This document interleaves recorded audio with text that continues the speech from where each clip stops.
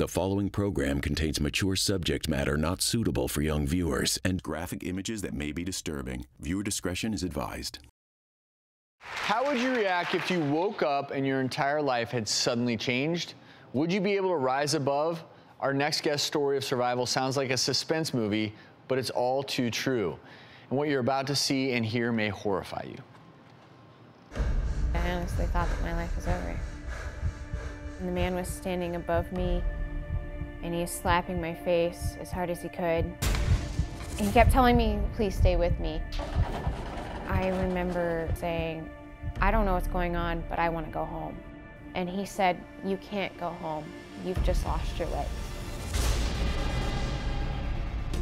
About 3 years ago, I had met with a couple friends. We were supposed to go up to Steel City to go camping. The only thing in this town is a post office, a small bar, some campgrounds, and train tracks. That evening, we were hanging out in the bar. I was playing pool with a couple other people in the bar. I had had 2 beers and 2 shots, and I remember at one point stepping out to smoke a cigarette, and I went out back, and that's just when everything went black. The next thing I knew, I woke up in an ambulance. I didn't actually see that my legs were gone. I just felt it, and I saw the blood. I faded out really quickly after that. That's the first time they say I died. They picked me up in the helicopter and I had flatlined again, and my surgeon had basically given my mother and father the notice that there's not a very high chance of her surviving this. After my surgery, they had gotten me stabilized. They put me in a medically induced coma. I remember waking up in absolute panic. That was the first time I saw my legs. I remember my mother said, you'd been hit by a train, what happened? And that's whenever I wrote down question mark, I don't know. I don't have any recollection of the time I stepped out of the bar to the ambulance. The train conductor told me he saw what looked like a mannequin on the tracks. I was positioned in the rest in peace position with my arms folded above my chest and my legs basically dangling over the tracks. Somebody must have drugged me and put me on those tracks. I feel like that night I was just an object, just a toy for somebody to play with. I'm 24 years old. I may never walk again, stand up and look at somebody in the eyes again. Just simple things that people take for granted. Having everything change overnight definitely changes you.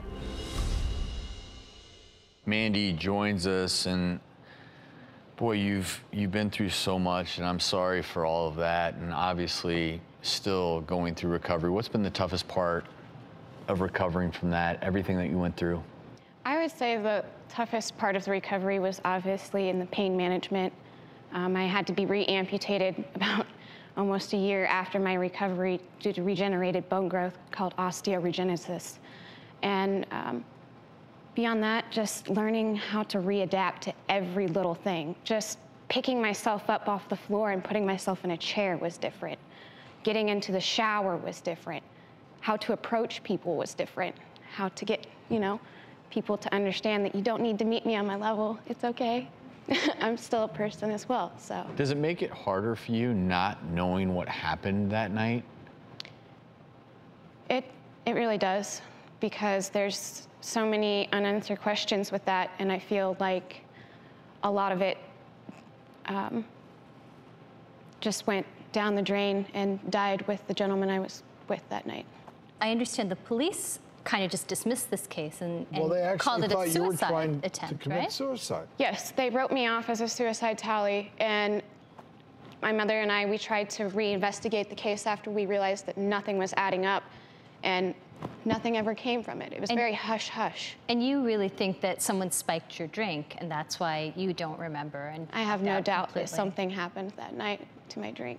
And I think it's important to point out that a lot of the drugs, like GHB, for example, that can be put in to spike a drink, you can only test for them, correct, for 4 hours? That it's a very short window, and they never even tested you. They never did a toxicology to see exactly what was in your system? Nope. My blood alcohol content was very low as well. So it was legally below the level of legally intoxicated?